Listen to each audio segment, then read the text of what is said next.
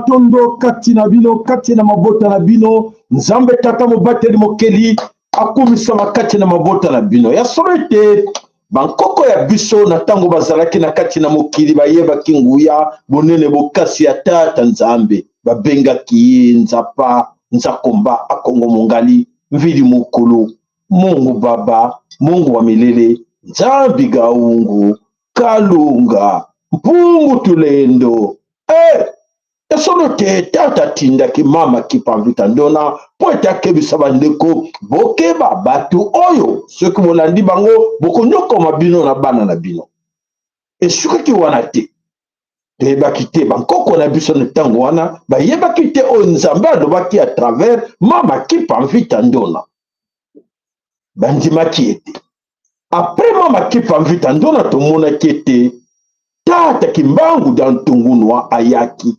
ateyaki alobelaki bandeko ndenge nini esengeli to se comporter face ya bato wana oyo alobelaki bawana badongola miso bo bayaki na baprojet na bango ya domination ya kobotola biso mabele e babosanaki ke mabele wana oyo balingaki babotola bana na epoke wana eza mabele ya tata nzambe eza mabele ya tata nzambe tata mpungu tulende mabele wana eza ya kalunga po ete na ntango bankoko na biso bazalaki na kati na ekolo kongo bayebaki ke mabele wana na mindele avant balongwa na bapoto esika bazalaki bakita ti kuna bayebaki mpo na nini bakitelaki kuna me biso bana na bango bankoko na bango baoyo tokeye bakelasi totangi bakelasi ebele tokoti bauniversité tokoti tozwi badiplome na mokili mobimba tokanisaki ke bakelasi oyo tokendaki ezalaki po ete tozala mayele po ete tolakisa bandeko ke ya solo toza capable tobongisa mboka mais toéchoué vraiment là donc les intellectuels congolais les élites congolaises ont échoué échoué na makambo nyonso sur tous les points moko na bango akolongi azali bandeko ezoya mabe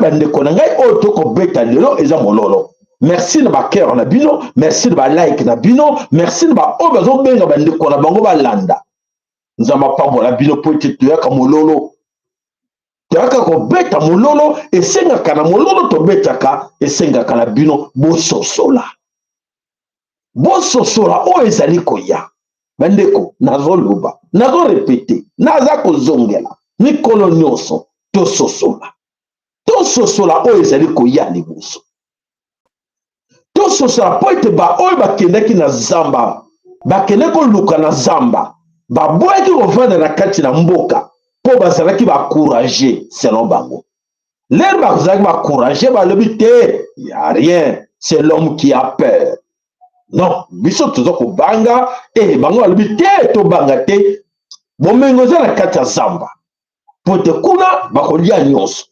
Et alors maintenant à l'ère nous sommes bandeko, tout est à refaire. Tout est à refaire. Nyonso ezali ya kobandela. Nini oyo tokobandela na kati na mokili mobimba, pas seulement na Congo. Pour misusu baza kosala berere en croyant que tozo s'adresser kana bada biso kana Congo, nzoka te eza mokili mobimba. Mais pour le nini esengeli na biso bato ya liboso ya yambo to lamuka po ete biso bato ya yambo, donc biso bankoko ya biso bato babanda mokili e bankoko ya biso babanda mokili bayebaki ke nzambe akelaki bango po ete bango bazala bakengela mokili mobimba, po ete bango badirige mokili mobimba, po ete bango balesa mokili mobimba. Mais les occidentaux seront préférés que bango bazoma yele babotola biso identité na biso, basala usurpation na identité na biso po ete bango badirige mokili mobimba. Est-ce que vous avez bien compris? Bandeko, est-ce que vous comprenez le comme na lobi?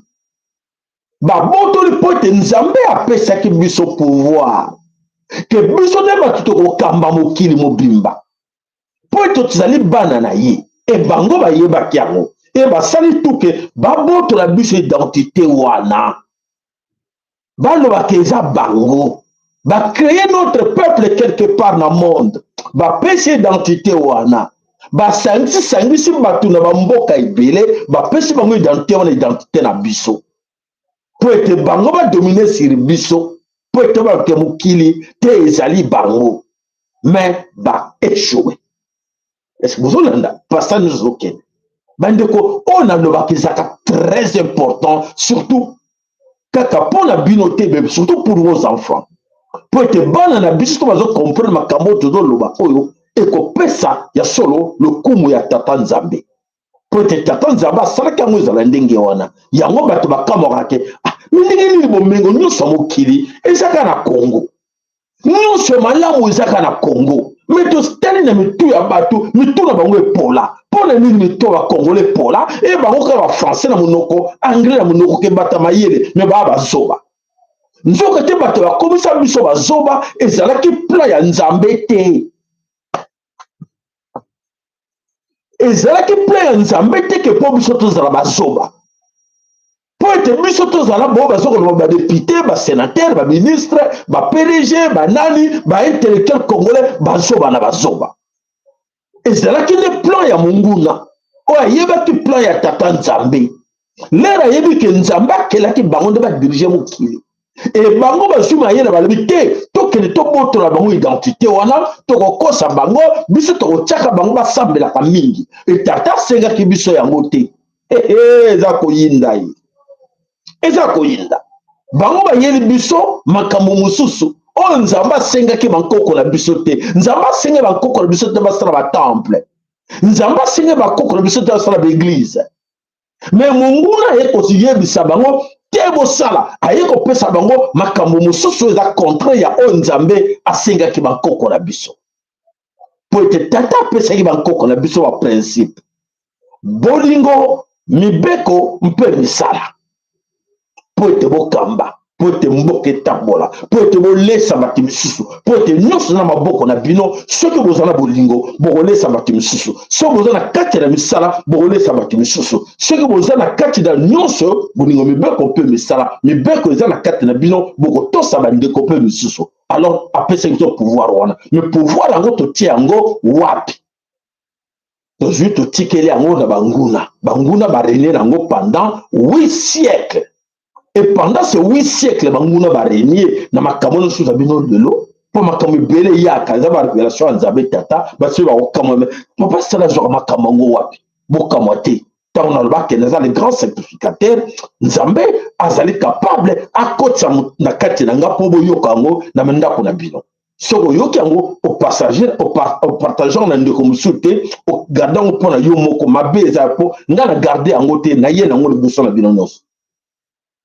Né devant tout le monde, on a koloba. Yo lobité, ngana garda ngo, na ko sa bandi ko musuté, ezala ngai mabeli kama ya yo yango wana, bandi ko bola. Alors mes chers amis, tout est à refaire. Pourquoi tout est à refaire? Et qu'est-ce qui est à refaire? Alors, ce qui est à refaire, c'est ce qu'ils ont fait du mal dans ce monde. Banda bazu 8 siècles, basali nyonso ya mabe. Alors, nyonso ya mabe, oyo nzambe asengaki bango basala te. Oyo tata asengaki bango basala te. Beliminati, ba formation, basali ba loge, basali ba nini, ba lutte kolakisa nzambe ke biso pe to capable to sala lokola ye basali ba robot, basali nyonso. Mais tata ana kanda nango.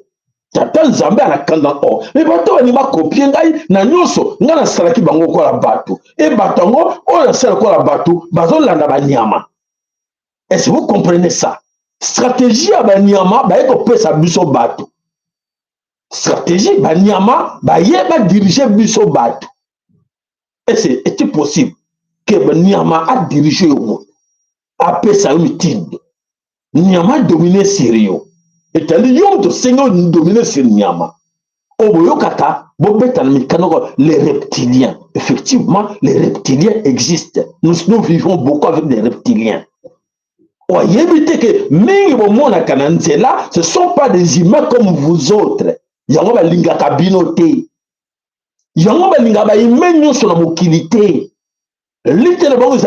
faut exterminer les humains. Il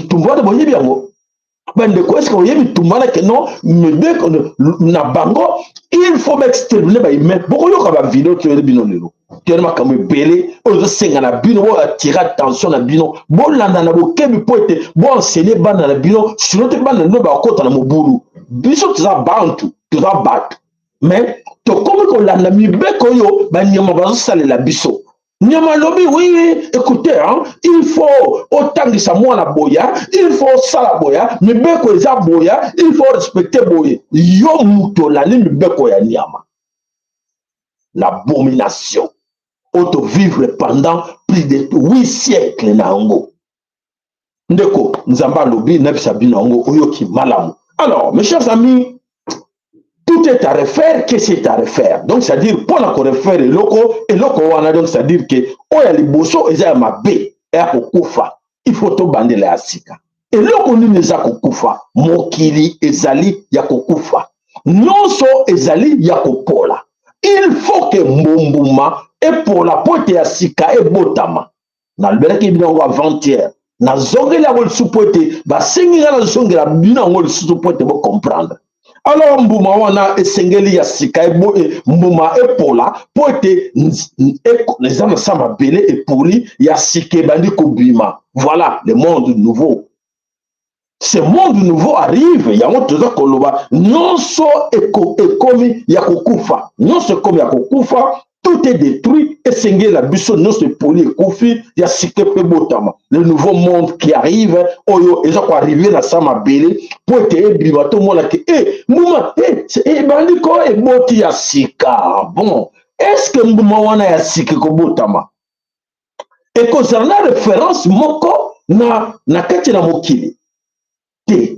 Pour mbuma sika zo bima moto ayebi te ndenge ni mbuma neza ko bima nzeta we kozala munene ndenge nini est-ce que nzeta ngo misisa ngo ekobuka bandako ekosani nzete ekobima ya sika ndako mbo mokili ya sika ezakoya. Alors qu'est-ce que nous devons faire en ce moment où mokili ya sika ezakoya? C'est mokili ya sika ezakoya na grand bouleversement ya munene ezakoya. Il faut tout se préparer na préparer ka biro nango na prépare ka bino na yango po te boza la distraite ke o ni tozo mona po bo ben ko mona ngo déjà bozo vivre yango déjà o bouleversement ezako ya na kata mokili o nzamba so sala bato bozo comme na to mona mokili ngo boite mokili suna tozo comprendre yango tozo okene wapi. C'est ça ce grand bouleversement o sengela ke ya na air ya verso pour être tango ya lokuta o abenga ki tango ya poisson et c'est si là qui alors tango ya poisson et si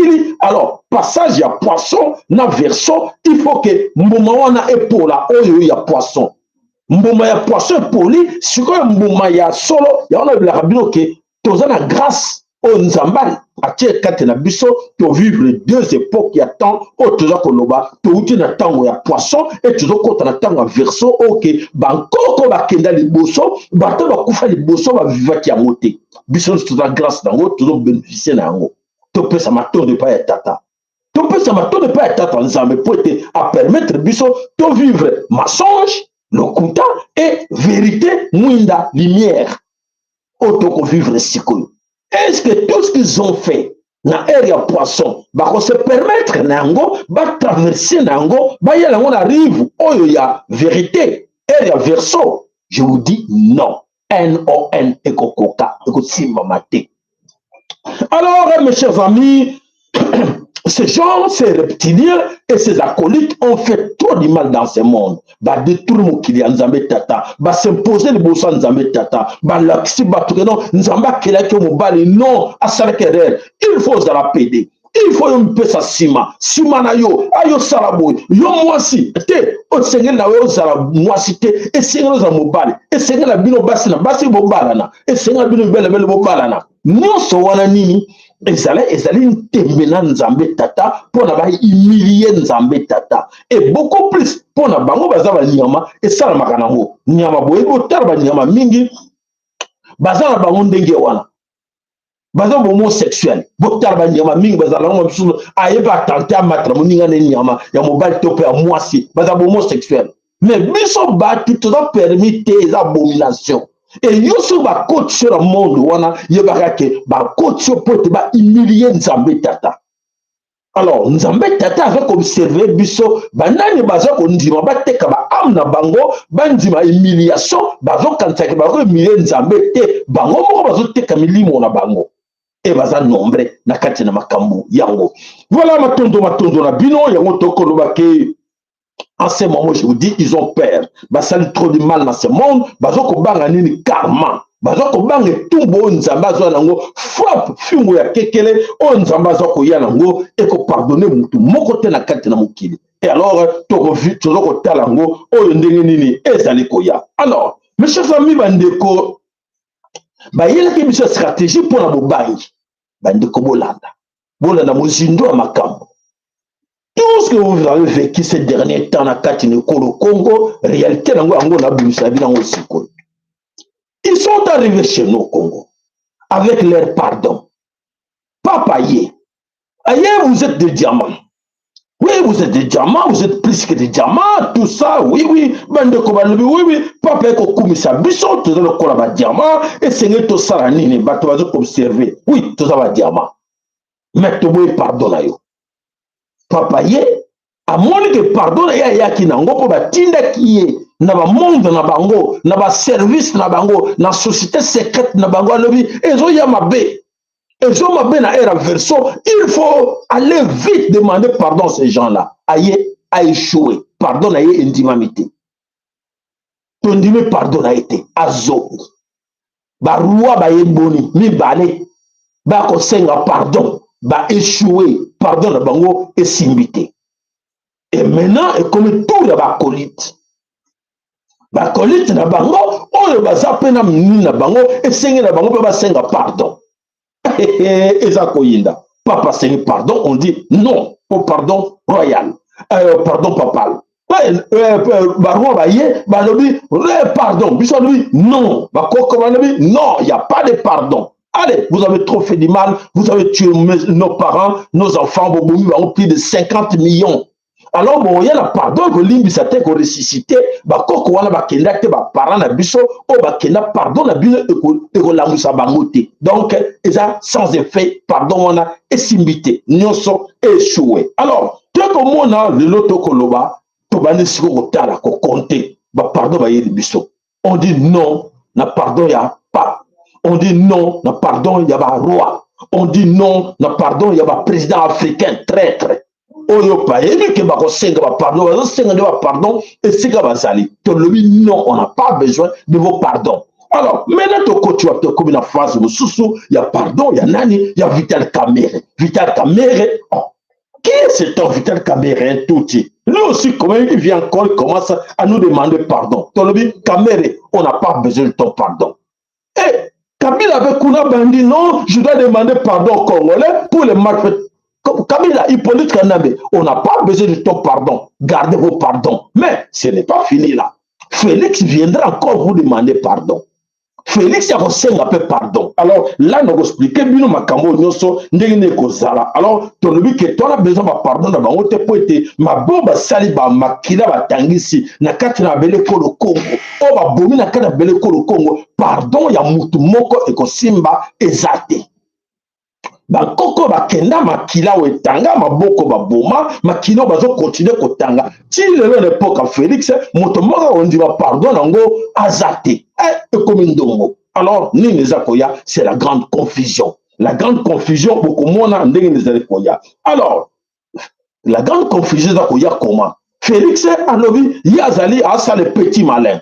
Félix asa le petit malin pour dire que maintenant c'est lui. Avant de écarter tout le monde, à écarter les politiques en ambe, mais au départ, il y a des parrain à tirer le pouvoir. Et après, à saluer fortune qui petit malin, à écarter les politiques en ambe, babé benina yatie na mupanzi reste là contre mire. Mais bah yebi que bah corps na bango bah signé que akatiki aluno yo de saluer bah j'ai au tika la kongozwa. Est wana nyoso yo la Kinshasa te tikalanga Kinshasa bah j'ai wana toyi bango nyoso. Alors, le nom, Vital Kamere, Bazala Kina Félix Chilombo, Vital Kamere, et comme problème, Vital Kamere, Azale Komona, Ndengenini, Yakolobate. Alors, le nom, toko tuna nani akolonga, na makambo et ma bene sobasali, na bisi binoke, personne, retenez, personne sortira la tête haute. Mutu moko ta ko telemisa mutu likolo loba dans toutes ces aventures voilà ngana triompher na gagner bandeko bozo seka bo seka madame boko mona alors eza ko ya mabe mutu moko ako gagner na kati makambo yo ezalité. Alors nous sommes là pour la unité pour la ke basakana ki na terre promise basakana ki na mabele ya Nzambe tata comme basakana ki na ngo Nzambe tata alobi ke oui mabele wana ezaya ye baza obligé bango so baza la frapper na confusion divine oya tata Nzambe il faut frapper bango nyonso. Alors tokeye to sala nano rappel na an image botala nano makambo nyonso oyo eleka na mabele kolo ya mabele kolo Congo oyo tokomona ke biso moko bana some kolo Congo na nyonso oyo eleka na kati na kolo Congo ba mingi baza koyeba teke ezo kofutimsama nyonso eleka na kati na mabele kolo Congo. Alors tout landa en image, vous avez image.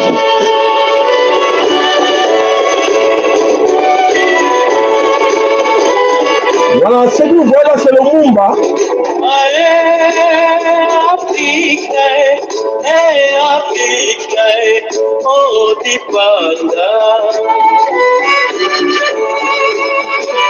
Mopomani, que nous connus, biso la biso Mopomani. Et souka nango wapi, la trahison est souka ki wapi. Bon, mon moto la image, ndenge bazalaki ensemble. Bazalaki ensemble, otobeki ke Mobutu azalaki na Lumumba semble Lumumba zaki gouvier na ye, mais Lumumba Mobutu comme petit na ye, petit asali baventure pa ya Yaya, allez ateki Yaya et voilà, sort o nini eyela ki Yaya bomoni Lumumba kaka ye leki na ye moto akangi ye po abomisa leki na ye abomisa Yaya na ye oyo azalaki na liboso na kati na pouvoir. Alors toko suka wapi bandi ko bolanda en image bolande lokoyo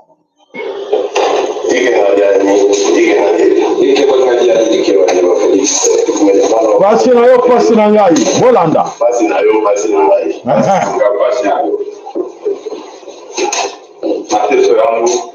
mateso yako pamoja ya Kongo sana mpasi na muno mpasi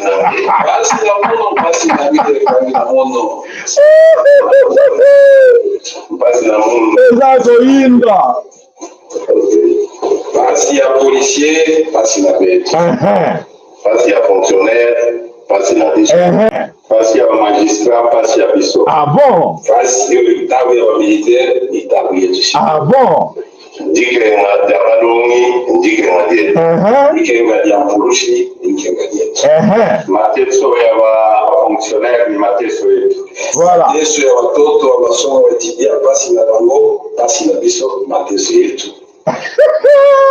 Mes chers amis, pasi ya bakongole pasi na bango. Est-ce que bato engagement bazwaki o basigne ki na pacte baza ko signer wana pasi na yo pasi na nga pasi na bango pasi na biso? Est-ce que ba respectango po tata stindaki na biso bolingo mibeko mpe misala na kati na bolingo omoni balobaki basinaki bapake pasi na yo pasi na nga pasi na mono pasi na nge elenge leyo lelo tosuki wapi na pasi no pasi na nga bazalaki na pasi no pasi na nga baye mpe bayambani na epolitika nambe balobi te pasi no pasi na nga na epolitika nambe oyo toyokaki merti merta bapesaki bango pouvoir. Ces gens qui croyaient à faire confiance à Félix Antoine Tshilombo, aujourd'hui sont tous trahis par Félix Tshilombo. Et là, on est poussé Bango et poussé Félix Tshilombo à trahir Bapa Sinayo, Bapa Sinanga. Bapa c'est ma policier, Bapa Sinanga. Mais le nom, Bapa c'est ma policier est allié. Le nom, pas c'est ma citoyen, il y a ma population est alliée. Quel petit malin. Voilà Félix Tshilombo qui croit faire ce petit malin, mais va déconner Sabino que Ezako Yinda Bolanda émission très bien. Ba like na bino ba care na bino Bolanda comme ça pour comprendre et lo konini ezoko ya na kati na makambo. Bomoni to la bino la trahison ya Lumumba na Mobutu. Tokei to bino la trahison ya passe na yo passe nanga. Trahison na wapi na mabele ya Congo dans Totira. Na mabele ya Nzambe Tata. Tout ce monde-là, depuis cette époque-là, bazaka na kati na trahison. Surtout la trahison, au komonango partout traîtrisme. Ezali, les sika nyonso, na kati na bato nyonso bazaka lo basaleli ya Nzambe. Bango na bango ba linganité, ko tela na ba poison, ko bomana, okei na kati na ba enseignant, okei na kati nini et pas ba congolais. Ce côté va payer vous sous et vous va vanité c'est pour l'intérêt de notre nation. Non, on fait pas ça. Non, tout ce qui est divergence dans le pandit, tout à l'intérêt banana biso. Qu'est-ce que nous allons faire pour nos enfants? Mais tout à l'heure Congo, Koyinana, on a Congo, on n'y moninga bongate, le quoi va crabe. Moninga ngo matakuna bakage bakitisi. Oh kuna kuna wana pasteur wa zote malamu. Tete, il faut tuer les poisons, il faut bombayer. Ndenge ni nga le chouer. C'est comme ça.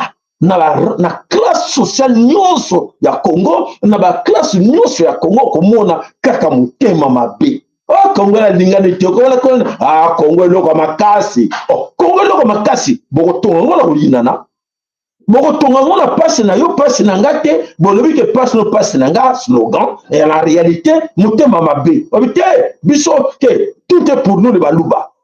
Biso nyonso pouvoir na biso baluba mutu mususu sakana te soko sakana pouvoir na biso baluba oko sakana ngo. Allez, à la fin des comptes babebani pouvoir na biso baluba et baby otali kuna bakena kati na Kasai mboka oya bango moko Kasai ba détruire yango.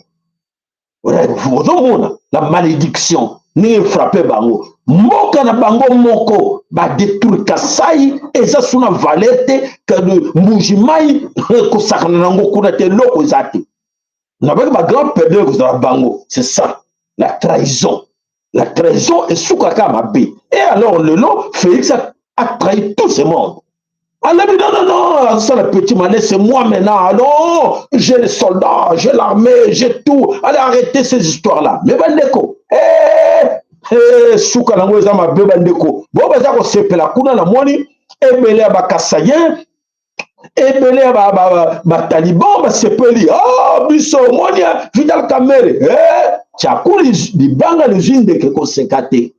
Tchako libanga l'usine de keko sekate. Eza ko ya mabe. Ezakoya mabe boko tala yango oyo nyonso ezali koya na kati na Congo. L'air est très grave spirituellement, physiquement, voilà. Nyonso oyo de toute façon bon nyonso situation de leka na kati na mokili lelo même ba grande puissance na moment oyo ba yebike ozo yela bango ba yebite situation oyo inhabituelle oyo ya na kati na mokili est compliqué bango ils ont s'annoncer très mal. Alors ils ont s'annoncer très mal biso senga to salen biso to avertir bino. Il est vrai que c'est fini koyeba ki fin nango pour l'hégémonie occidentale et le bakeke c'est la fin de la domination, de la suprématie et Kokake. Alors, le Baki qui est fini l'hégémonie occidentale et l'arrivée de l'ère du vaisseau est commis. Alors, c'est la grande confirmation que oui, Makamona Bango Nyonso est baby. Mais, Makamona Bango Nyonso est baby. C'est confirmé. Mais, et là, on est allé koleka lelo na kati na mokili. Na kati na mokili, ba grand 33 degrés, ba yebi que c'est fini pour tout le monde. Moto benda na luka nzela. Mais ba petit le kola na biso na kati na kolo Congo, ba petit le kola, ba Félix Chilombo, ba oyo ba zaku duzandu kuna te, baza pembeni te, bazo canceler, bazo assurer, bango. Va vous gérer là-bas très bien. Oui, et les religieux sont en place. Oui, ils enseignent toujours. Ok, c'est bien, mais bango moko, bango comme ça, la vérité que c'est fini. Ils n'ont plus de pouvoir au monde. Donc, fin, il y a hégémonie occidentale. Et fini l'ère du poisson et la mensonge. Mais Félix qui continue avec les mensonges. Vidal Kamera connaissent les mensonges. Bango nous sommes côté des mensonges na ère ya poisson. Bango même na ère à verso. Est-ce qu'ils vont réussir à pana? Bako réussir parce que tant ils allaient m'abé pour la bango. Alors, c'est à vous maintenant. Alors, mes chers amis, ne soyons plus distraits. Toté les matoyeba, parce que Mukambo, Ezokoya m'abé partout. Ezoko ya mabe partout et moto moko ta kolobake te biso eza tali biso te épargné te monde entier ezako ya mabe. Alors voilà bande ko bana somme kolo Congo na kanisi bomoni passe no passe nanga. Alors tokei na réalité wana ezalaki parti oyo esengelaki na bino boyeba nini mokili ezako ya oza distrait etalio. Alors tokei wapi tokei na kati na oyo ezali koleka na kati na parlement na kati ya parlement ya Congo eza koseka moko na moko ala na biso na bokasi nyonso. Allez, c'est parti. Plusieurs heures, une information secoue Kinshasa. Vital Kamerhe, président de l'Assemblée nationale, serait porté disparu, tout comme sa femme Amida Chatur et leurs enfants. Selon des sources proches de l'Union sacrée, aucune trace du couple Kamerhe n'a été retrouvée à leur résidence officielle ni dans leurs lieux habituels. Les téléphones seraient éteints et leur entourage parle d'un silence inquiétant. Vital Kamerhe, considéré comme un pion essentiel de l'équilibre politique entre l'Est et l'Ouest du pays, disparaît en plein moment de tension autour de sa possible destitution. Une disparition qui alimente déjà les spéculations. Certains parlent d'un exil forcé, d'autres évoquent une arrestation secrète, tandis que d'autres encore redoutent un scénario dramatique. Une chose est sûre, sans Kamerhe, la scène politique congolaise pourrait basculer dans l'inconnu. Et vous, croyez-vous à une disparition volontaire pour échapper à la crise? Non. Voilà, on dit non, N-O-N, non, c'est faux, c'est archi faux, c'est des mensonges, c'est la distraction. Alors, qu'est-ce qui se passe là-bas dans cette histoire? Il y a Vital Kamerhe. Vital Kamerhe a yebike, makamuna bango nyonso ya kobeba. Kop na bango, na ndenge monde, oyo satanique, diabolique, okite, oyo bayaki na wana kati na ekolo Congo, mission oyo bayaki na wana Lucifer, et échoué.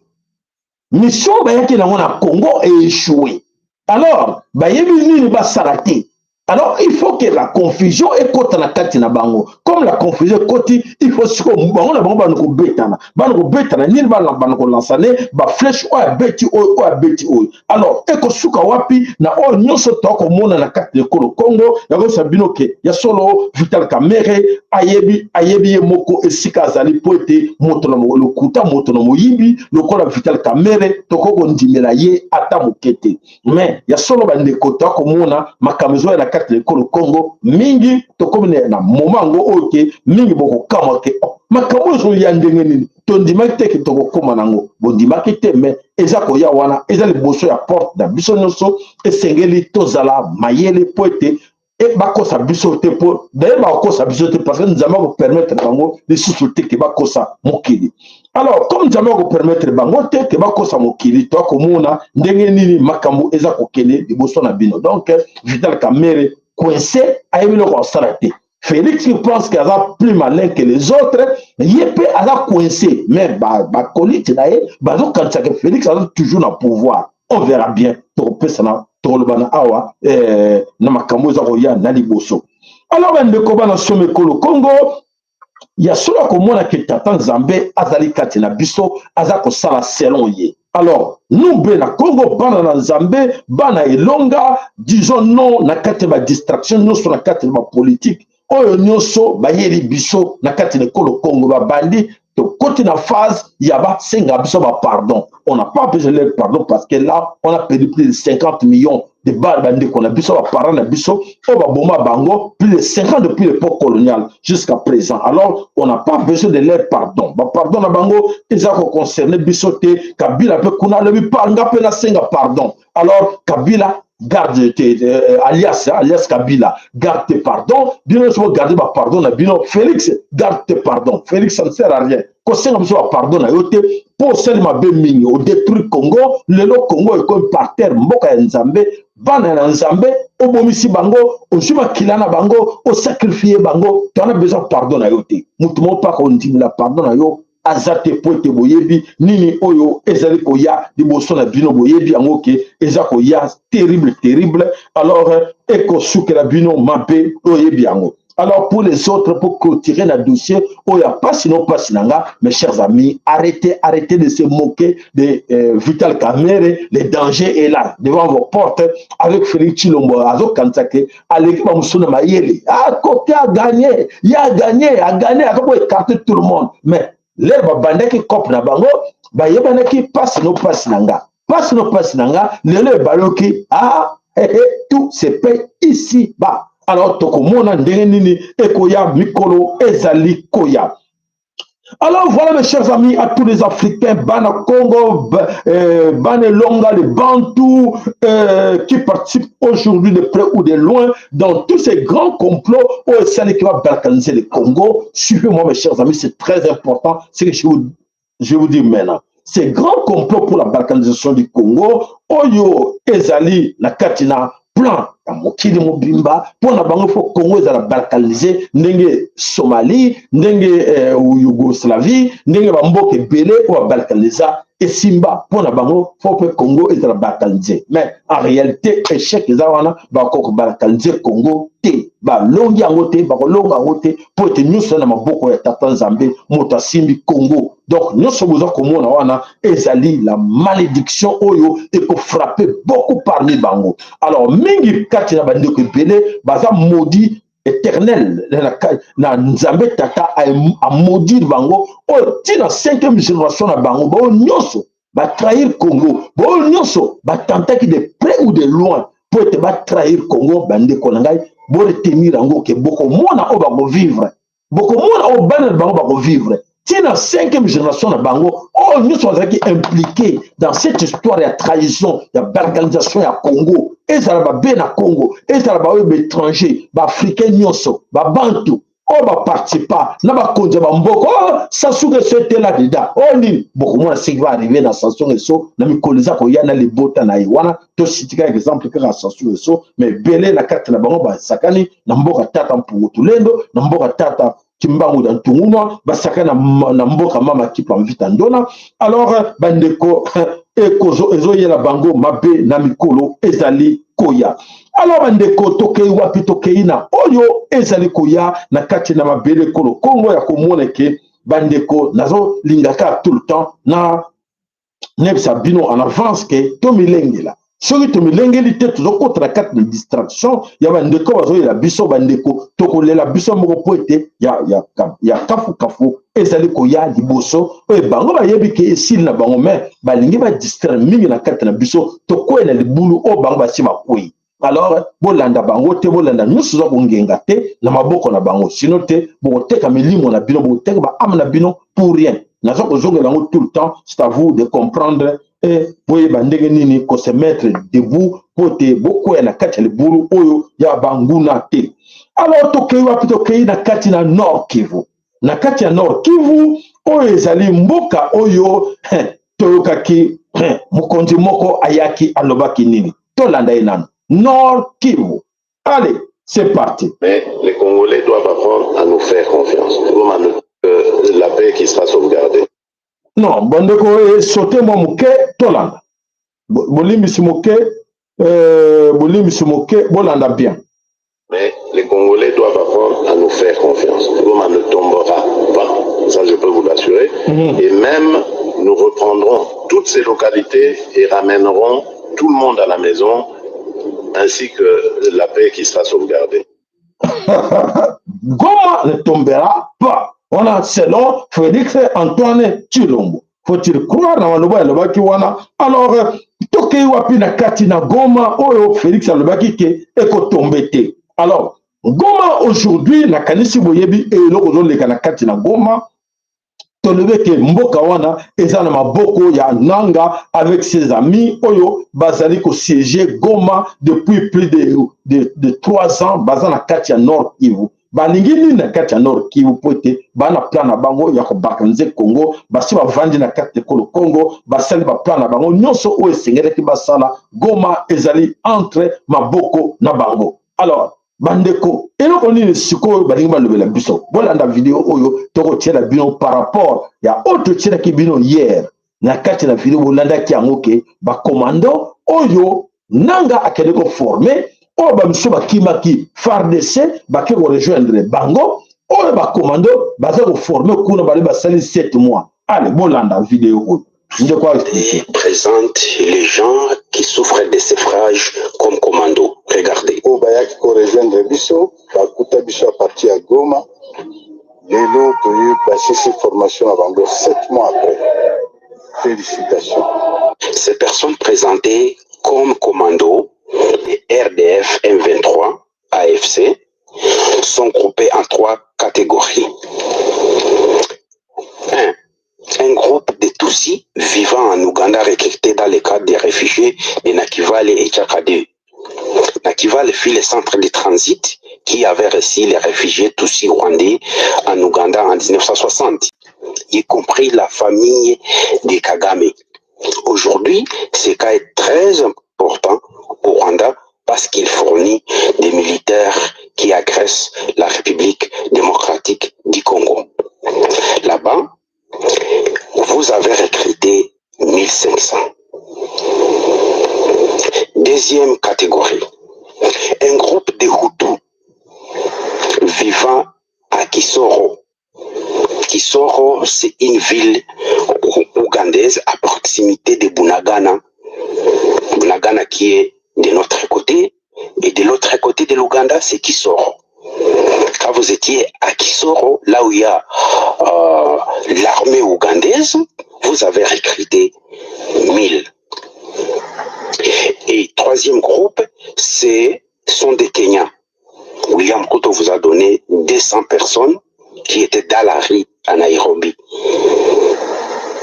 Alors, quand vous dites que vous avez les commandos pour venir faire la guerre contre le gouvernement congolais, les Wazalendo sont là pour vous. Quelle sorte de commandos? Si on peut voir clairement sur les photos, ce sont des personnes qui possèdent des maladies, corps, malnutrition, les gens que vous avez trouvés dans la rue.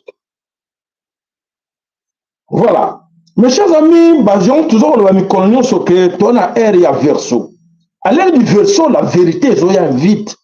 Hier, on vous a montré, aujourd'hui, on a encore la vérité de tout ce que Nanga a menti aux gens, qui a formé un vrai commando, où il va incapable d'aller déloger Félix Tshilombo, na Kinshasa. T'expliquer que bino, je ne sais pas les kawana entre Nanga, Hippolyte Kanambe, Félix Antoine Tshilombo, les Tutsis rwandais de Kenya, les Tutsis de l'Ouganda, les Tutsis du Rwanda, les quelques Tutsis de Burundi.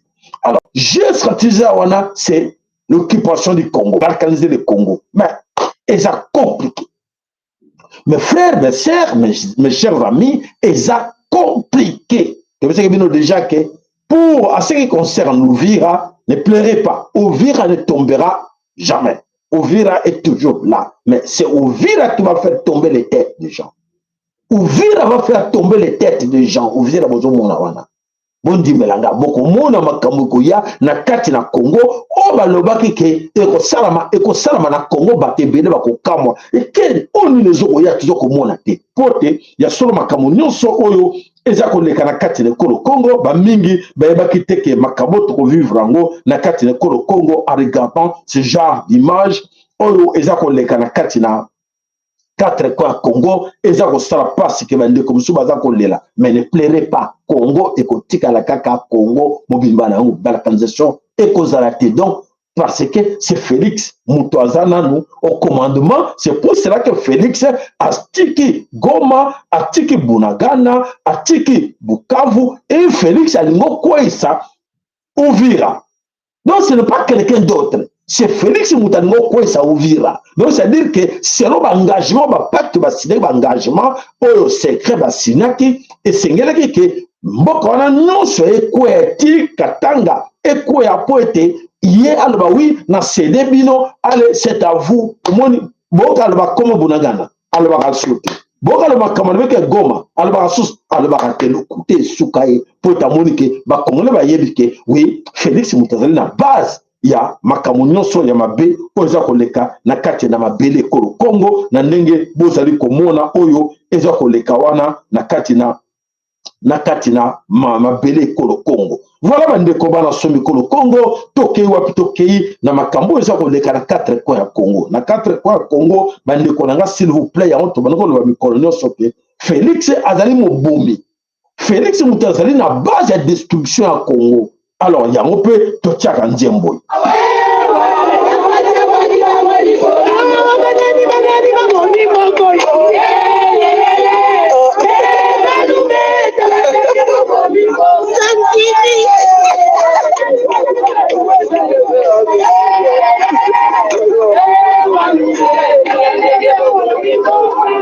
Voilà, Babomi Mboka. Alors, mes chers amis, Babomi Mboka Tokei na kati l'Équateur.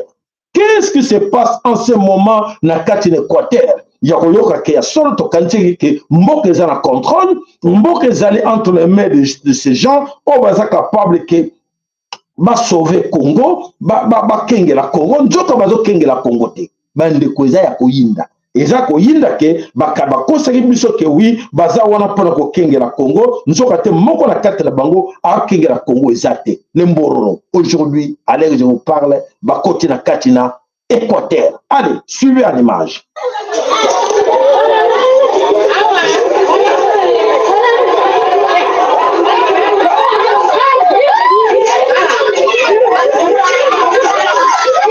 Lembororo na kati na Équateur.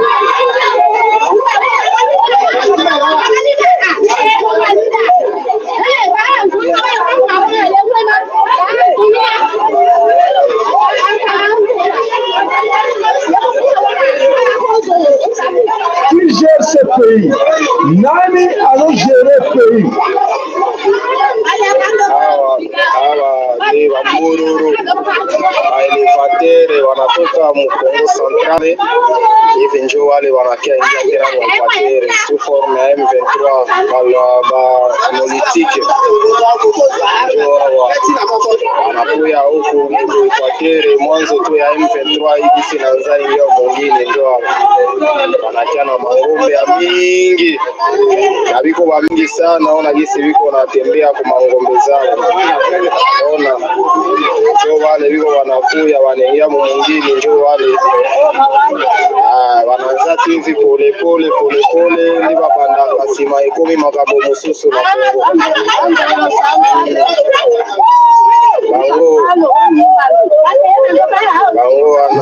Balak, s'il vous plaît, Balak, ma cœur, Nabino.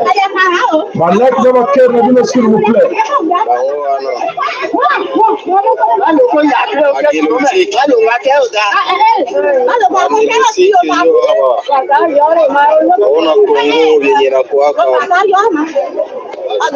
Ona bie vinakuaga Mkongo. Ona bie vinakuaga Mkongo sasa. Maevenema Kongo njoi. Njo hapa. Watu mingi sana na mangombe mingi sana. Njo hapa. Iko wa mingi. Ngombe ziko mingi. Ziko mingi sana, tena sana. Njo wale hawayaisha ni wa mingi sana wanaingia bakoti ebele akoleka te ebele bandeko anatoka Centre Afrique hivi viko wanapenda wakie wakamate pori moya mu Equateur juu waanze chungia mu mangombe zao, njono na wasoda viko wanawarudisha juu wani waingie tena mu Centre Afrique njo hawa depuis jana viko wanapita kisa hii depuis lobi baza koleka te koleka wako wanapandisha bazondima bazokomprendre te nombre oyo incroyable waone mtoto vifiko pale yulo nisi wanafunga ndio hapo ni watoto voilà comment les toutes sont entrés à l'Équateur yabo jo hawa vraiment jo hawa iko mingi sana. Ona jone hii peke Kongo gisi naanzaka polepole na kesha mwisho vinakuya haribika tena.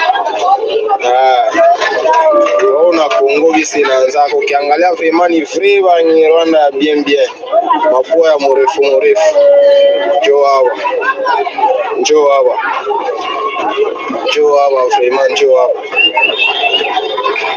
waone yako na nyebe vinakwaka mkongo wetu muone vinakwaka mkongo one gisi wanaingia vraiment sous forme ya Kagame gisi aliingiana Rwanda wanakia walilotike juu ya kuchunga mangombe we mwisho wanakamata mwingine Equateur njoo hii nayo hii biko wanawaita bambororo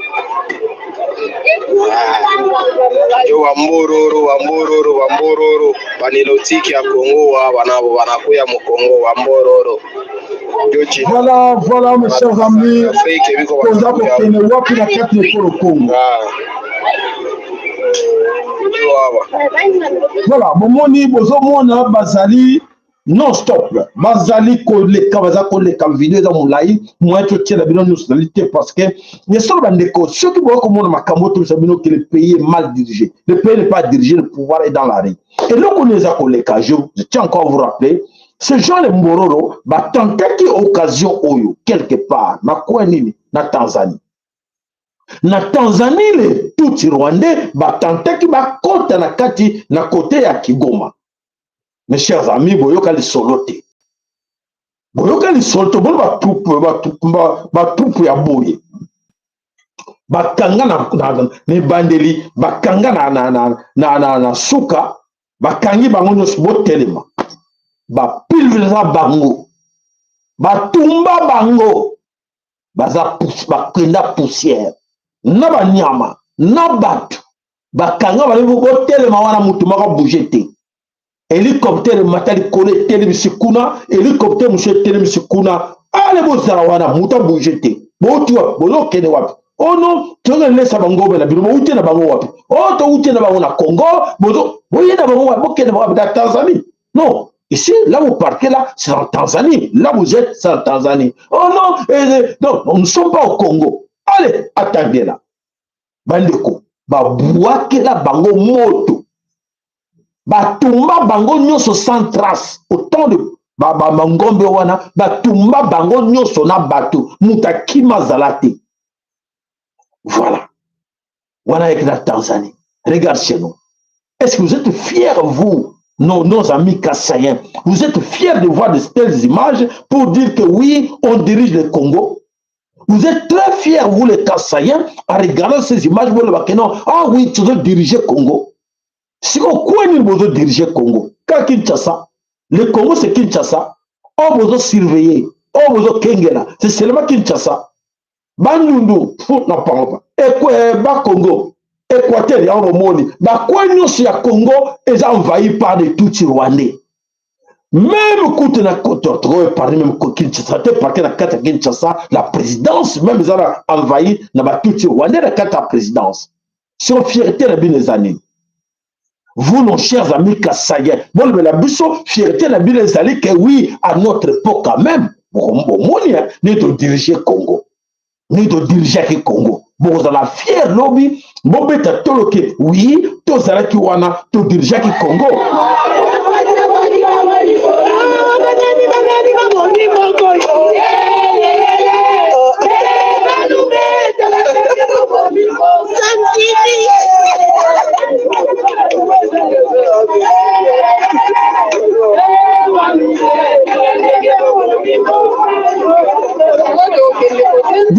bandeko ndenge bandeko na biso ya Kasai babomi mboka. Aujourd'hui toza koyeba te l'insécurité est partout na 4 coins ya Congo. Yé donc la sécurité kaka yé na ba soda na yé na kana yé o azokengela s'arrête là. Le reste ya Congo bimba l'insécurité okena na maluku kuna bakuluna okena ipen amonga fula kuna ba vanda ka souté kuna mais et bon armée yango kaka bakengela yo moko chilongo. Armée yango na la police kaka bakengela yo moko ba congolais n'ont pas droit ya vanda na paix lokola yo lingi. L'histoire, tu vas apprendre beaucoup de choses. Parce que demain, on nous sommes les maman. Et on les gâte parce que l'histoire de le Mumba, on en parle. L'histoire, il y a Mobutu. Oui, les gens en parlent. L'histoire, il y a Mouzé. Il y a Bino. Et qu'on a la sonne. Et qu'on a la salité. L'histoire, il y a Félix. Chilombo, na régime na et cause la salité, mes chers amis, même bana na biso baroka soni quelque part à l'obake non, nazaki papa nangai, oh maman nangai, azaki muluba, bako yoka soni na makambo bozo sala lelo.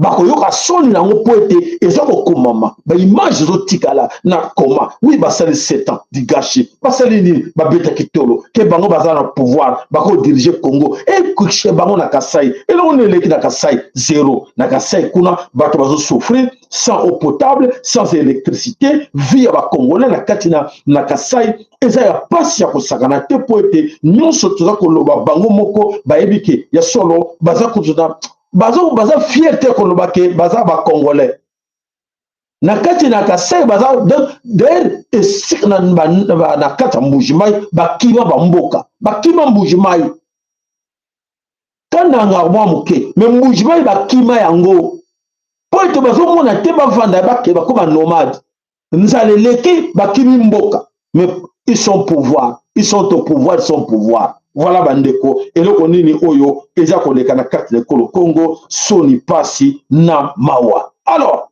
banani babomi mboko yo totala bandeko onata bavandi baike pona kokosa mokonzi ya mboka ekoli na yebi te bazwi basaki ya zelo basaki ya zelo bandeko na ngai bake babongisi bembe na ngai bavandisi babende ya boye soko oyo bambula makasi ebeti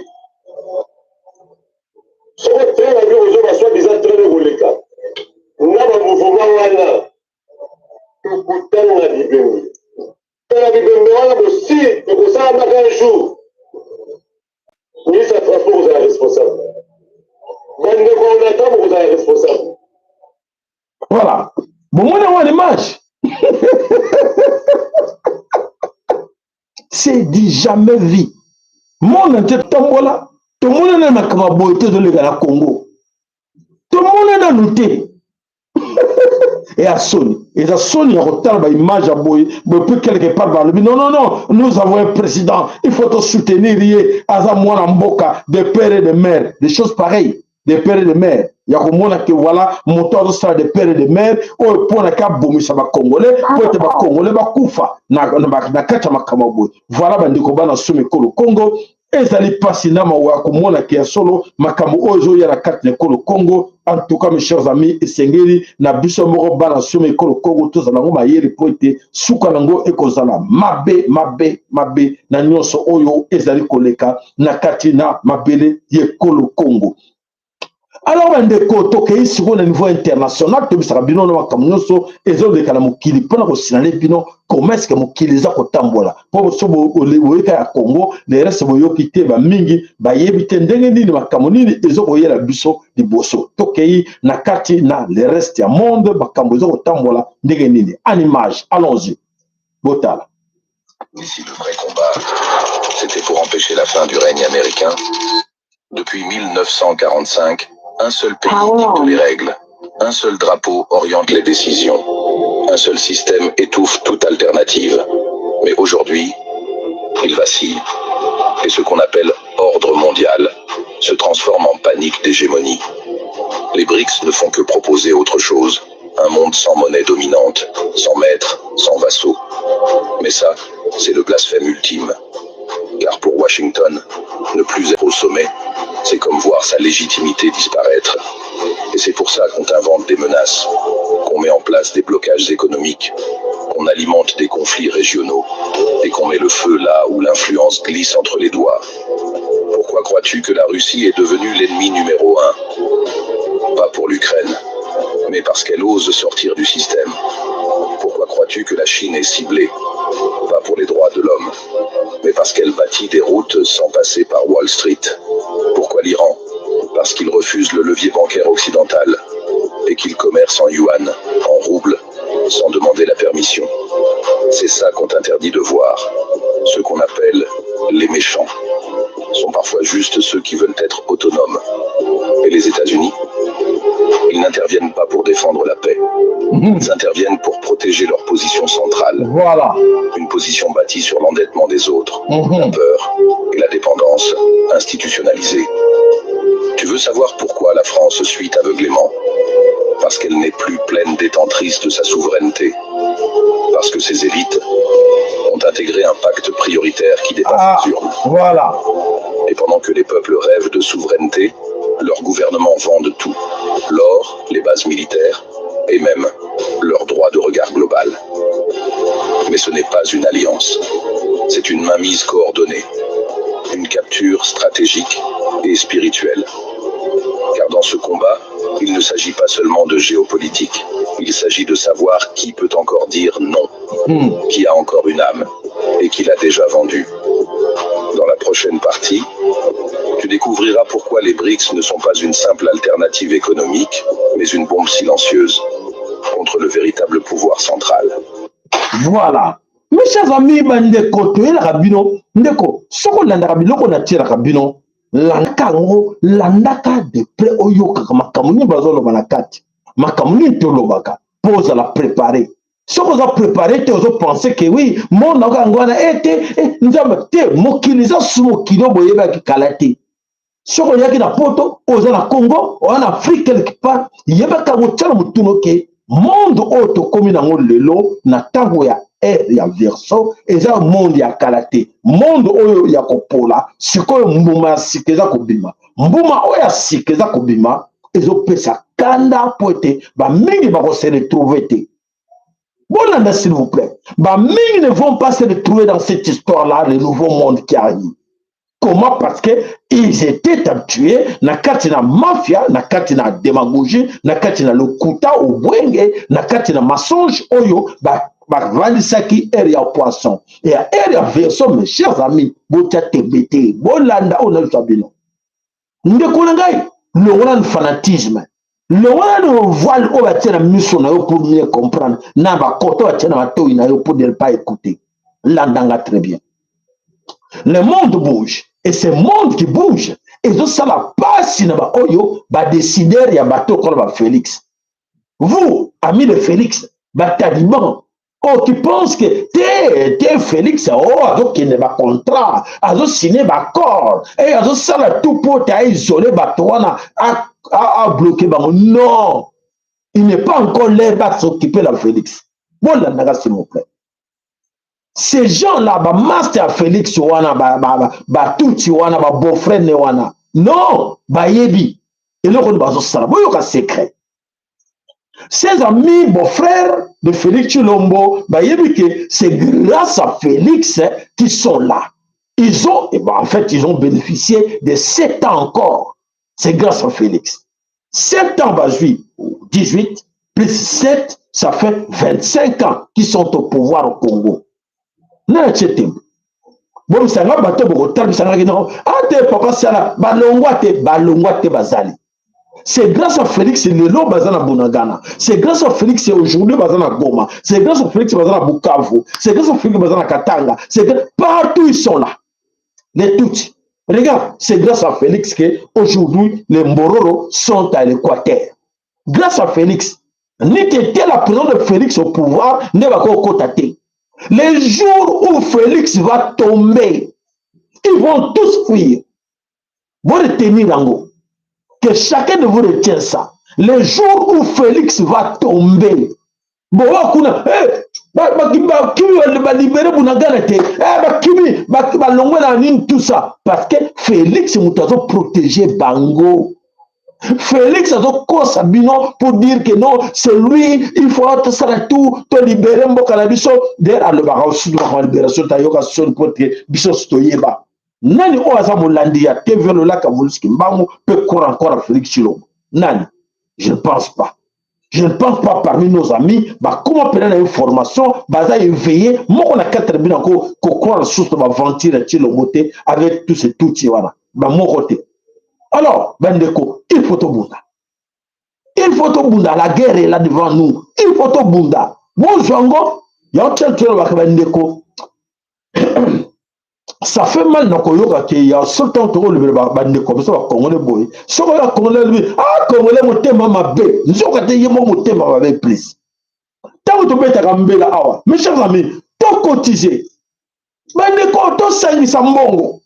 Est-ce que vous avez tout le monde, tout le monde français, tout le monde français, mais chinois, japonais, tout ça que pour tout le monde, tout réfléchir, tout raisonner entre nous. Ceux qui me tombent, le Congo que nous savons tous que c'est les Occidentaux qui sont à la base. Les Occidentaux, les Occidentaux sont de grandes puissances qui dirigent ce monde-là. Et on est la base de la destruction à Congo. Il y a la balkanisation à Congo. Bango est la base, il y a un massacre, il y a un génocide. Oyo, bomber la bus plus de 50 millions de personnes depuis l'époque coloniale jusqu'à présent. Tout est bien dans le Tout est bien dans le Tout peut lever la bino dans le pour vous comprendre. Bateau depuis l'époque coloniale, il y a bakata bakoko na biso maboko, batangisa bakila na carte de Congo. Dites-moi, ce sont ces gens-là que vous comptez que oui, toi qui n'est pas na bango, toi négocier na bango, pour te pas plus au pouvoir. Bon, ni ndengona ke bandeko yo, le ba mai ba wazalendo ba vrai, ba mai comme linga ba kombo wana, ba wazalendo ko bon, bango to ke to le boli kamoto bandeko to kende to kende ga to négocier na ba français hein. Parce qu'il n'y a pas de solution, parce que oui, les gens murmurent. Mais les gens murmurent, bon, c'est comme besoin de la négocier. Ou bien, vous serez la délégation, moi, comme que nous coûtons en français, ou en allemand, ou en anglais. Ceux qui bino qui ont bino bande qu'on a biso, boyo qui ont un jour que oui, parmi bateaux il y a biso de tiers la camoté, baba bunde l'école Congo, boyo qui bango lobby, baké au vendre en français, baké au vendre en anglais, américain, baké au vendre en allemand, bazo négocier, ndengenini, bango pesa bango pouvoir, bon c'est pe la langue. Na tous les bino nyonso bozo da nga bozo belé. Na 4 minutes boko sepela boyo qu'un jour que papa ça pas une délégation hein. Il n'y a pas que les couleurs que nous avons français, na anglais, na allemand, na occidentaux, que oui, pour être bas saragnon, so pour appeler ça bongo, pour être bas bunde la Congo, bon c'est plus la langue. C'est bon critiquer.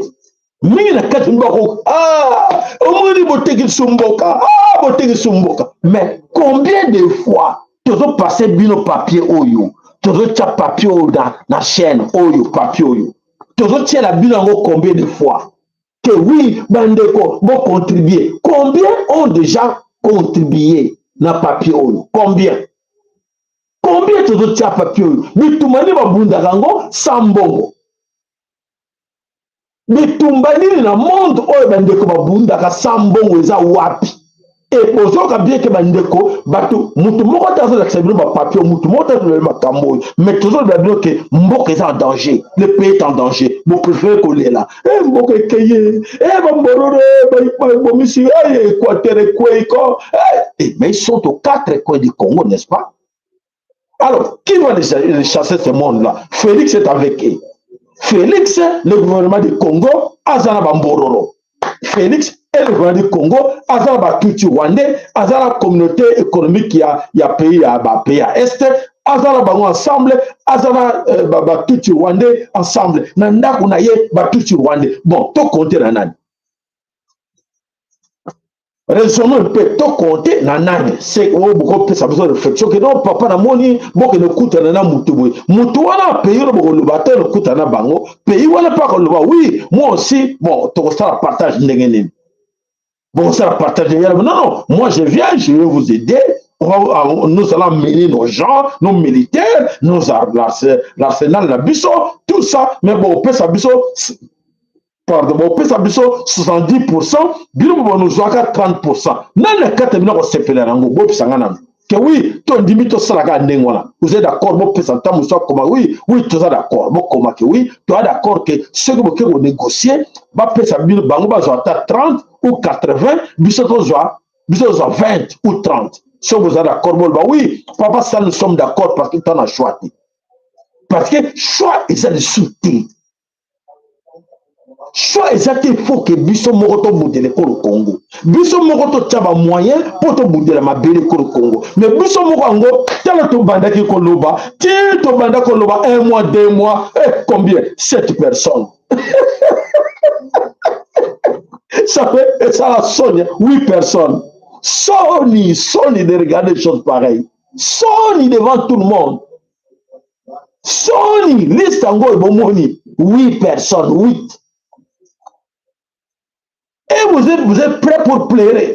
Ah, biso, na biso bana ya kimbango. Ah, biso pena biso va bundela kimbango. Votre solution c'est quoi? Eh, ndeko na biso kimbango fula mwana. La solution c'est quoi? Tomoni papa musukuna, papa boketu amo, mwana kimbango. Solution na bine zani. Bole bela biso bino nyosu boyo bakake. Mabele wana za ya Congo. Bon, siko. To le bakaka to beta ba prière. Ah, tata kimbango, ça le miracle. Allez, to libérer Congo. To sala ngone ngona to la solution wana. Pour tata l'époque na ye atinda rappel to mona ki abimisaki banani batami kuse. Mais batami kuse na babimaki, il y avait des gens oh basalaki ke batami kuse ba accompagner bango. Et batu wana bataki ba corrompite. Mais lelo yo batu nyonso baza corrompi. Surtout na Congo. Mingi baza corrompi. Et alors, il faut maintenant vous créer Batum Sika, on conscience de la carte na bango, le bon parce que là vous créez Batango. Et bon papa, allez, le tout ça to bundela mboka. Au bande le bango, papa, au moni tata kimbango le bimbo et tchaba, bino ko tira makamona pe miko. Tu as besoin ba mbuma. Tu as besoin ko lia. Bino yo papa selonzo kaka kimbango lobi, bo sala boy, kimbango lobi code kimbango, bango lobi te biso petone le côté. To kenende nini? Mabumeta nzala tokolo bunda ndenge nini wi tokolo ba code kimbango to bunda mais si on est boko bunda bana kuna na classe bakete bana kuna na nzala to sala ndenge nini allez ba zeli petit allez enveloppe ye allez nana yo wana Eliezer na ba ministre ye na ba enveloppe allez oya yo kuna 4 boîtes 2000 $5,000 $10,000 c'est moi ça yo ndimi ke mutu wana oya jimbongo wana ko ba corrompre à côté mais ce soit bundela mboka ndenge sengeli voilà berem na biso moto wana o a enveloppe ezali baki na ya zani to wala penza o wala pela waza penza yo mais tant que enveloppe bana ne ba ke classe azu biloko ko lia le beteli mabundeli Congo de ko sani show oza mota ya est bino nyonso bolebela biso solution na bino ezalaka nini bolebela biso ko oui solution na biso yango ya bino bolelaka kaka tolelaka biso nyonso po basala olobaka kaka lobaka Congo ekolibera me na maloba nalobaka kaka Congo elibera me na maloba c'est ce que vous voulez oyo bolingi maloba na ngai kaka maloba ekolibere Congo parce que après tolobaka wa électricité oyo ntango ezotourne boye il faut payer. Internet, il faut payer. Malbeko foot à Internet. Malbeko foot à télé, pareil sur le coup, au moins ton bundaka. Eh, ça est bloqué. Eh, saliboy. Malbeko la biso ko réparer ango. Ki bolingo tozala ngona Congo ko réparer ango. Bobu ke bolingo tozala ngona kati ko Congo et au foot Internet. Mais to rizona ko bande ko na bana mama Congo. So zo ko chamu tema mabebi somo to linganité. Et mboka eza kokende po tolingani te po bolingi mboka te e bolingi kobelela jusqu'où kolela bino eza suka wapi Voilà bandeko ya motondo bakamikolo nyonso bandeko ya minene eza koya bandeko ya minene eza koya mokili ezo tremble ya monene eza koya bino mpe bolingi na bino te kosunga mabele ekolo kongo bolingi mindele basunga bino ko bomesana ke non bayele biso babomboko oui ONG mo ekende koyede bango te botinda ba ONG botinda MONUSCO ekende koyede bango oui MONUSCO moni comme azala mbongo ekende koyede bango obebolobaka te tolingi mpo bamboka mosusu bamali baburkina faso banini bakote mosusu bavillage mosusu baboya bango moko toza ambulance te luki ambulance na bango basombi batie ala ede bato me botala na bamboka na biso banani basi basangana babiki te na village boye toza na ambulance te tosangisa mbongo oyo tosala nini kotize mbongo po ete na mboka na biso moko boye totya mai botala bakongole batya rien kaka kolela oyo des intellectuels bazoba na bazoba.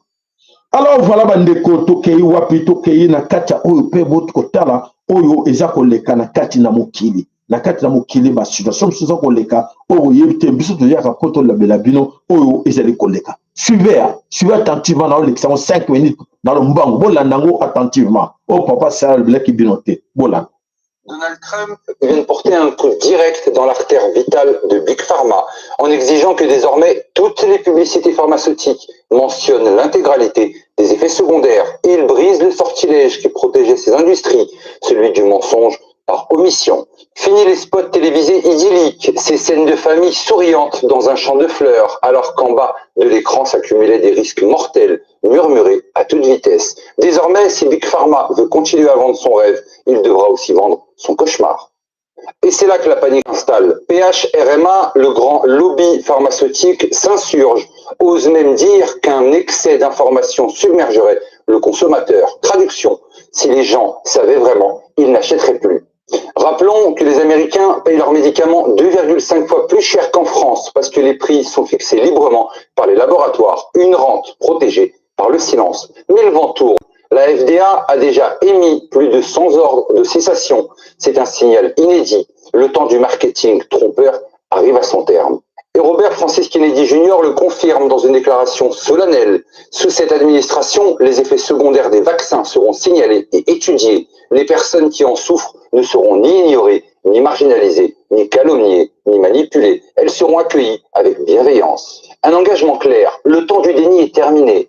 Pendant ce temps, au Canada, le silence devient assourdissant. Un rapport de 54 pages du JCCF démontre que les excès de mortalité explosent depuis 2020. Chez les moins de 45 ans, les décès ont bondi d'un tiers. Chez les enfants de 1 à 14 ans, plus 16%. Et en 2022, 15% des morts de jeunes ont été classés comme cause inconnue. On peut se demander quelle est la cause réelle de ce problème. Seulement 6% de ces décès ont fait l'objet d'autopsie, comme si la vérité devait rester enterrée. Et le plus glaçant, les décès Covid eux-mêmes ont augmenté après la vaccination massive. Mais silence, pas un mot des ministres de la Santé, pas un mot des médias canadiens, comme si les morts n'avaient jamais existé. Pourtant, certains osent parler. John Carpet, président du JCCF, l'affirme. Le Covid est devenu un culte. Les confinements étaient l'évangile et les vaccins le rite sacré. Mais désormais, les données contredisent le dogme et les fissures apparaissent. Aux États-Unis, de nouveaux courriels révèlent que le docteur Anthony Fauci demandait à ses collègues de supprimer ces messages après lecture et d'ajuster les chiffres du Covid pour correspondre au narratif officiel. Pas de chance, tout a été archivé et aujourd'hui, ces preuves refont surface. Et l'affaire pour aller encore plus loin. Selon Kirill Dimitrov, envoyé spécial de Vladimir Poutine, l'équipe Trump pourrait bientôt dévoiler la correspondance secrète entre le PDG de Pfizer et Ursula von der Leyen, surnommée Ursula Pfizer.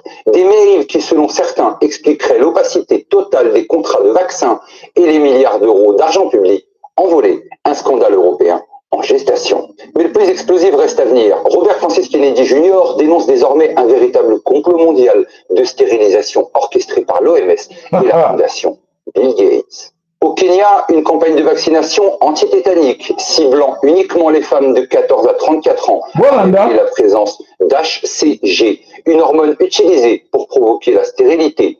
Des tests indépendants l'ont confirmé et ce n'est pas un cas isolé. Des précédents ont été documentés au Nicaragua, au Mexique, aux Philippines. Un schéma mondial se dessine. sous couvert de santé publique, manipuler la reproduction humaine. Et voilà. Alors, bandeko bana some ekolo Congo na kanisi bolandi bien. Eza mulai mingi moyen ko change na suka ezate. Donc c'est dire que onyo soto lobela kabino ezalaka yokaka ekota na bongo o transmettre na ndeko que nyonso bayela bino na kati ya tango ya poisson ezalaki lokuta bayela biso ba poisson lelo ba fille bele bana problème ya mabota mais baza kokima na kati na l'église nzoka te solution ya mabota na bango eza na église te eza pa ya nzambe te mais eza na kati ya bakiso baza komela solution na bango eza na bilei oyo baza kolia na kati na mabele ekolo Congo basterilize bandeko bakomi na bakomba azwi libala akei libala sikoyo akomi na libala azobota te nzoka te bapilili biloko nyonso oyo bakisi bamelaka nzoka te bastrave yango na big pharma donc biloko nyonso basala mabe ya to bantala lingala donc c'est à dire que nyonso tant to bamabiso omona ba bakoloba bafini biso encore bouton mpona kosoba milimo ya bandeko toza vome bakanga so baokanga mais na souhaite ke boyeba ke bapoison wana mpona kosterilize bandeko na bino bandeko na bino bana na biso bamama na biso bandeko na biso oyo baza na problème mabota problème solution nango eza na nzambe te solution nango mingi ezali bafribone oyo boza koyoka biloko baza kolia butu na moi bakiso baza komelaka baza kopesaka bapaster bango pasi ya pa bakobelelaka nzambe sunga ya bota nzoka te problème na ye ezali nini ya kozanga koyoka batelo bandeko bazoloba ke koliaka biloko bilialia biloko mindele te liaka ta bamatembele liaka ta bandunda liaka ta biloko bango te ngai ningaka bambanga wana eutaka poto te ngai ningaka badendo wana te ngai ningaka boye nzoka te biloko eza empoisonné le gouvernement congolais complice tata wana bandeko Bill Gates master ya Félix Tshilombo o mokili mimi bayini boki batangi kuna ke po ye objectif na ye aza mutu te aza objectif na ezali kosterilize aza na likamba na bango alingi reproduction lisusu te bato babota bate e aza camarade ya Félix ebobisanga na Congo ndenge nini bandeko na bino bakolela mpasi ya kobabota te bandeko vous avez bien compris camarade Félix ya lobi limitation bato bakobota te yesu aza na Félix mokonzi ya mboka lobela ngai est-ce que biloko ya kokotisa na Congo po steriliser ba jeune fille oyo bazomonisaka bapaster mpasi na kosambelaka ngai mabota ye ngai funa bota kaka mwana ye bango mpe one oyo aza na problème mabota yawa ale tosambela mpo na ye mpo abota ale botelema kuna botya mabonza na bino kuna bato bazana oui comme ale botya ye paster azosambela mpo te bango babota nzoka te ayebi tobelisa bango vérité ke non problème ezali ya nzambe te problème ezali ya biloko bozolia na kati na mokili oyo eza empoisonné biloko tozolia empoisonné eza koempêche mabota eza kosterilize bana mibali baza na problème ya kobota bana basi bana problème ya kobota mpo na nini bitumbu tokobunda na baeliminati na bareptilien bitumbu eza monene mpo na bango bazobundisa biso balingi te reproduction ya mutu esalama na mokili mpo na bango fo tolimite donc sterilize bandeko na basi na mibali babota te plan wana ezala ja banda kala ekota na Congo biloko to bakotisaka kuna bakisi ya komela oyo mutu esalanga mpasi yaloka kisi ya komela nzoka te kisi wana otia na kati ya nzoto ekoempêche obota yo kandi ke kisi ya mutu nzoka te na kati wana eza kisi ekanga mabota na basi na mibali nani balobela bino yango eza na chaîne moko na YouTube asapesa bino baconseil oyo alobela bino makambo ezali ntango tisa bino ka solo chaîne na biso eyaka mpo esunga toyaka mpona information toye mpe topesi conseil bandeko toza na bitumba wana toza nango na banguna ya mokili banguna ya tata nzambe boyo balingi nzambe te boyo balinga bato te bana bitumba na biso donc mpo na bango il faut tosarete wana tobotama lisusu te tosuka wana yango bayaki na maladi wana mangwele po te baboma biso mais tata aza koempêche bango mais biloko bozolia na nzoto ebloke mabota ese bloke yo ato bunda ni ndenge ni poso liango mi mususu ana te ne jeune fille azante kemela ba pili nzoka te wana ka bakata na likama ba pili wana ba mela wana ba produit nzoka te bloka ilibela pour luka banduki o ba koko o noko o mama leki o yene ndoki tkele ke ko sambela po te na begal milimo wana o wazo bloquer nga nini mo sali banalise te o lobeli bande côté vérité que problème eza yo te problème ezali ya bato oyo banguna ya mokili bango balingi te bino bobota nana solo balikambo église solo bela vérité bandimi na eke non eza problème ya nzambe te mais eza problème ya bata mokili batya ba poison côté mingi na nzoto e bloquer ko botama e bloquer mabota siko to sala nini voilà mate ezalaki yango wana moko na kati na bino ayeba ke tosala angele bosala angele na bakisi boza komela bakisi kopesa confiance na pharmacie te kopesa confiance na yo na pharmacie te oyoki malamu oyoki biso bandeko ke tala surtout kuna na kati na mboka bo bamipesaka kuna ai mutu pasi ai miso pasi ai makolo pasi wana eza wapi kende kolukela ngai ozotya bapoison na nzoto ekozala likama mpona yo obe lobana te tika na sana baphysique moke tika lokana na kisi wana oyo bakoko na biso bande kosala oyo nazwa lumbalumba oyo nazwa soki nini kongo bololo namela tout ça tetete eyinga biloko na bino nalingaka te biloko na bino tetete kende na pharmacie voilà c'est ça le problème. Donc bolukaka koluka oya biso oyo ko batela bino ke oluka oyo banguna ya mokili banguna na yo bazosala pote détruire yo. Voilà matondo na bino nyonso bolendaki biso toya kobeta kaka mbela bandeko na biso nyonso totie toujours affiche na biso yango oyo toya kosenga na bino moko na bino lisungi ekozala malamu lisungi ekozala malamu na bao nyonso baza na motema ya kosunga mabele kolokongo tolobi bandeko wana papa kolemba te papa sala kolemba te zongisaka papier wana na zongisa yango encore mais nzoto pe elembi komona c'est comme si bozo comprendre bino moko mais comme andeko basenga mingi babenga na téléphone papa zongisa papier wana na zongisi yango yo matondo. Voilà bandeko tokutani mokolo na lobi nkembo ya tata ezala kati na mabota na bino nzamba sunga biso oboyoki bo aplika yango bosalela yango bopase na bandeko mosusu po ete makama ezala mingi te kati na mabota na biso po ete nzambe alobi asenge na biso bolingo mibeko mpe misala na ndenge bolingo yango na ekopesa bino makambo nyonso oyo ke bango na bakofina biso bomona lobi moye tosileka eza lisusu te po ete babiloko wana balingaka boyeba baverité te po babomela bino mais biso mpe tosilaka yango fo tolobela bino po ete vomie bakanga chaîne ke na bikisa milimo bandeko te. Voilà objectif ezali yango wana naza obligé na bikisa milimo bandeko ata mibale ata misato tosauve bango bakwea na maboko ya satan te ke naloba ete bakanga tika nalobela bango na vérité te poso na bombi yango bandeko bamingi baza na kati na makama ya kokwea na kati na bulu oyo satan na bareptilien bazozala bitumba na bango bakomi na suka